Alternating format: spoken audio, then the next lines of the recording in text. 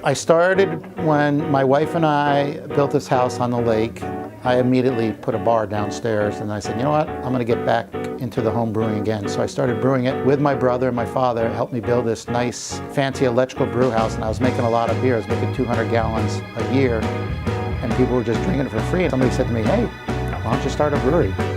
So people were calling me the brewer in Paradox, so that's how the name Paradox Brewery came around.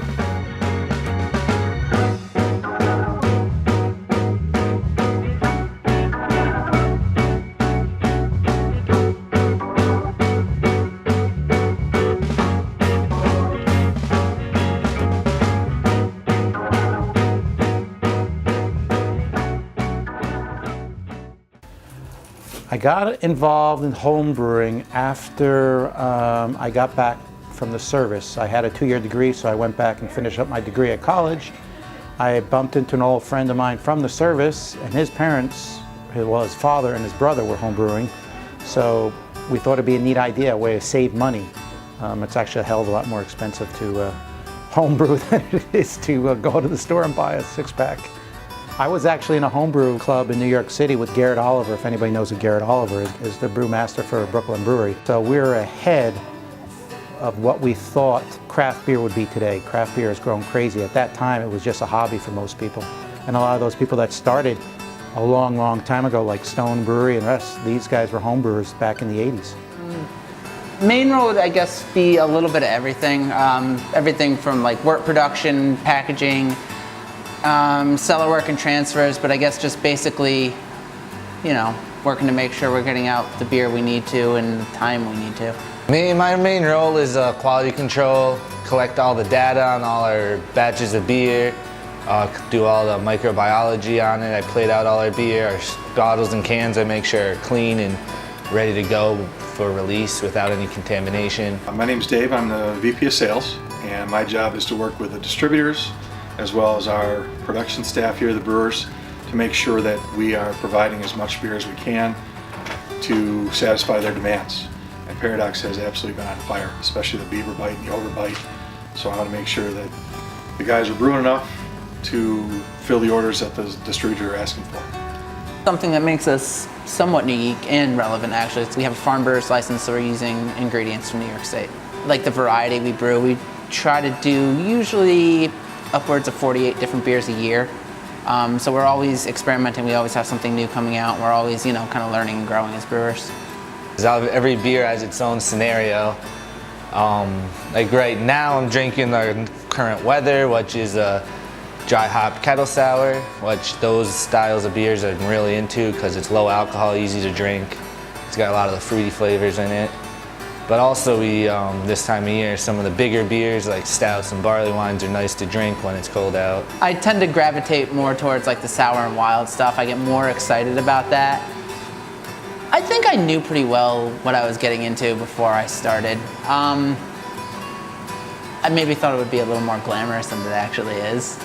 Some of the grunt work and the physicality was expected just because until you get to like a massive level, there's always a bunch of physical labor. A lot of thought into it. You write the recipe. In my case, you know, I do the legwork to source all the ingredients, make sure everything's here on time. You brew it, you do all the hard work on the brew deck side, and when it all kind of comes together at the end, selfishly, I like enjoying it, not watching people enjoy it as much. We do a lot of different beers, everything from like barrel aged, like big barrel aged beers. We make a 5% Pilsner, to like Weather, the hoppy beer series, which is just always something new and different and hop driven, but like we're definitely getting a lot of experimentation in with that. Paradox Brewery, we have a whole bunch of different series of beers. We have our core series, and that's what I'm going to walk you guys through first. The Pilsner is our lightest beer. It's the only beer that we filter here, so it's nice and clear. Pilsner is a great starting beer for someone who hasn't really stepped into trying craft beer yet. It's nice and light, crisp, clean, and refreshing. The other core beer that we always have is our Rye Pale Ale. This beer has a little bit more complexity to it in the flavor. You're gonna get more fruit punch-like flavors and a little bit of spiciness. This is our Beaver Bite. This is the beer that we're really known for. It's our best seller. It's an IPA. It's really juicy. It tastes like orange peel mixed with pine. My personal favorite beer of the core beers that we have is our Beaver Overbite.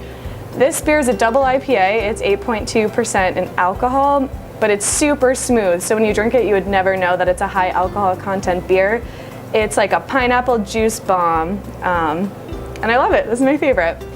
The next series that we have is our off-trail series. So once every month, the brewers get to kind of play around with different recipes and create a whole new beer. Right now, what I have for you guys is two different ones. I have our Raspberry Milk Stout, and this beer was a collaboration beer that we did with Hutch, who is the head brewer at the Culinary Institute.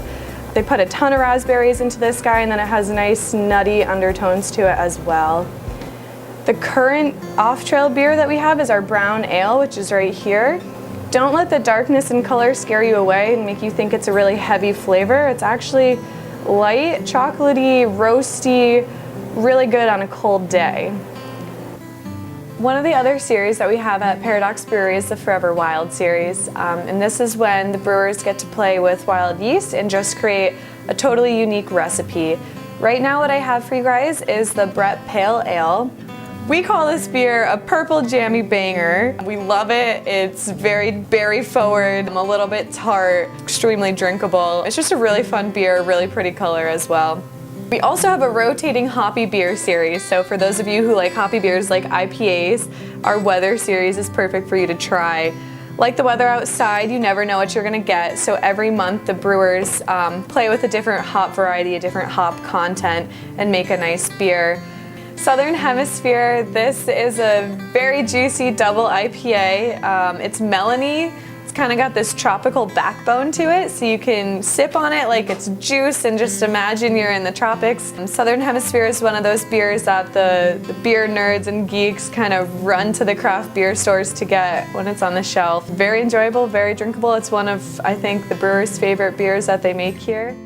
I always planned to make it big, so I never thought it wouldn't be big. I thought if I got the right people and the right recipes and the right beers, I thought we can start with the smaller system and then grow to a larger system, which now we're doing. Lately, we've been so busy that we're producing basically at the levels we would in summer now, in February. So we don't know what summer's gonna bring. I mean, we can't really make any more beer than we're currently making. So we're pretty much just maxed out. In the past, it had been different, summer versus winter. Hell, like 2 years ago on a Friday, at this time you wouldn't even see me here. We'd be gone because there would be nothing to do. But now we're so busy that every tank is full pretty much all the time. I wanted to expand 2 years ago. Wanted it a long time ago, but I'm glad we're moving in that direction.